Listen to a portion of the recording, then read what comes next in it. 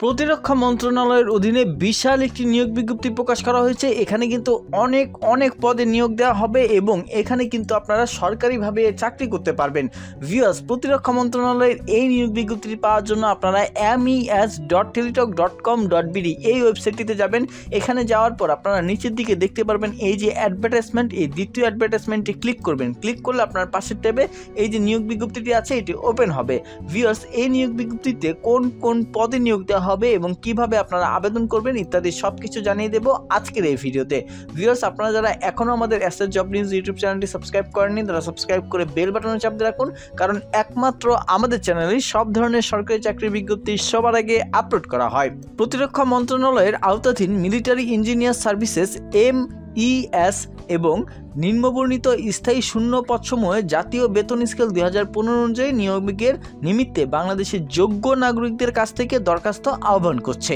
এখানে বলা হয়েছে উপসহকারী প্রকৌশলী BRA বেতন স্কেল 2015 অনুযায়ী এখানে 16,000 থেকে 38,640 টাকা দশম গ্রেডে বেতন দেওয়া হবে এবং এখানে নেওয়া হবে 128 জন এবং এখানে কিন্তু আপনি যে কোনো স্বীকৃত প্রতিষ্ঠান থেকে 4 বছর মেয়াদী সিভিল ইঞ্জিনিয়ারিংয়ে ডিপ্লোমা থাকলেই আবেদন করতে পারবেন।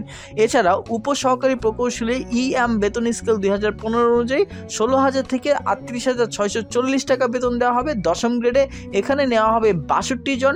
এখানেও কিন্তু আপনি স্বীকৃত প্রতিষ্ঠান থেকে 4 বছর মেয়াদী ইলেকট্রিক্যাল ও ইলেকট্রনিক্স, মেকানিক্যাল বা পাওয়ার ইঞ্জিনিয়ারিং বিষয়ে ডিপ্লোমা করলে আবেদন করতে পারবেন।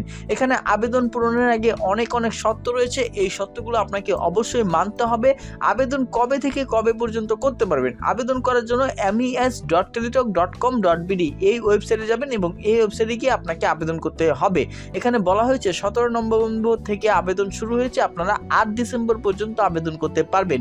যেহেতু আজকে 1 ডিসেম্বর, আপনার হাতে কিন্তু আরও 8 দিন আছে। এই 8 দিনের মধ্যে যেভাবে হোক আপনি আবেদন করবেন। এই ওয়েবসাইটে আসার পরে যে লিঙ্কটিতে আসবেন, আসার পর অ্যাপ্লিকেশন ফর্ম এখানে একটি ক্লিক করবেন। ক্লিক করার পর এখানে আপনি কোন পদে আবেদন করতে চাচ্ছেন সার্কুলারে ক্লিক করার পর নেক্সট দেবেন।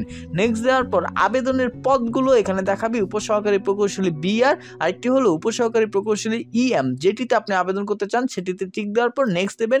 নেক্সট দেওয়ার পর অল জবসে আপনার অ্যাকাউন্ট থাকলে ইয়েস দেবেন, তারপর এখানে কোডটি দেবেন। আর যদি আপনার অল জবসে অ্যাকাউন্ট না থাকে তাহলে নো দিবেন। নো দেওয়ার পর আপনি নেক্সটে ক্লিক করবেন। এরপর এই আবেদনের ফর্মটি পূরণ করবেন।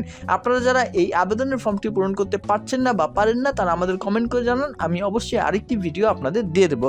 আজকের মতো এখানেই শেষ করছি। আরও যদি কোনো প্রশ্ন থাকে তাহলে অবশ্যই কমেন্ট করবেন। ভিডিওটি ভালো লাগলে একটি লাইক দেবেন এবং আপনার সেই সব বন্ধুদের কাছে শেয়ার করে দেবেন যারা চাকরি খুঁজছেন। ধন্যবাদ।